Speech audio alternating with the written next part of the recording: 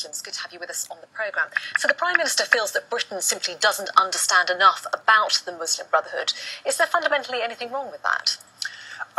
No. I mean, the only way to address that is basically to come to, people who represent the Muslim Brotherhood, who understand the Muslim Brotherhood, who've been part of the Muslim Brotherhood one way or another, and ask them openly. But to order an investigation on the back, let's face it, of two quite significant events. The first is a military coup against a democratically elected government in Egypt 9 months ago, and also a royal decree from Saudi Arabia, the bastion of democracy no less, in which it outlawed the Muslim Brotherhood.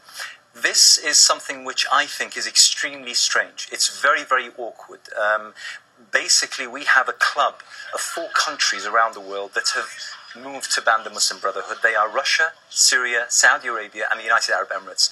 Britain, it seems, or David Cameron at least, is egging Britain to actually become part of that club. Why he would want to do such a thing, I have no idea. You feel he's actually urging Britain to go that way, to ban the Muslim Brotherhood? I mean, does he not have a point that, the Muslim Brotherhood is a very wide, disparate organisation with members in many, many countries, right. And we all know that, very large organisations do have, more extreme elements among them. Does he not have the right as the Prime Minister of this country to say, well, let's just have a look at the people who are operating in this country and see what they're doing? Because as I gather, there have been some people who fled Egypt after the ousting of Mohamed Morsi, and they did indeed come to the UK. Well, not only does he have a right, it's his duty as the Prime Minister to do so. However, you need to do so in the right way. To actually open an investigation led by the chief of the MI6, a former advisor of Tony Blair, a British ambassador in Saudi Arabia, a former British ambassador very close to the Mubarak regime during the Mubarak era. That is problematic. To have no one on that particular panel that knows the Muslim Brotherhood from the inside, that has worked with the Muslim Brotherhood, is maybe even part of the Muslim Brotherhood, I think, it sort of draws out exactly where this is heading.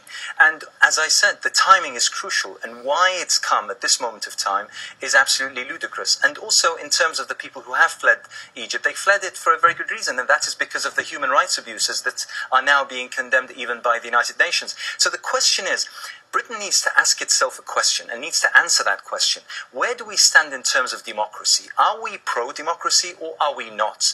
Are we pro the outcome of a democratic elections or are we not? Because looking at Egypt and looking at the stance of the UK right now, it seems that the UK isn't really for democracy. We just talk democracy, but we're not really for democracy. The Muslim Brotherhood, because they acted democratically, they were punished by the coup. Now, the David Cameron is searching for a way to compound that punishment, to punish them even further by choosing the democratic way. I think this is a very, very big problem. Anas Al-Tikriti, thanks very much indeed for your thoughts. Thank you.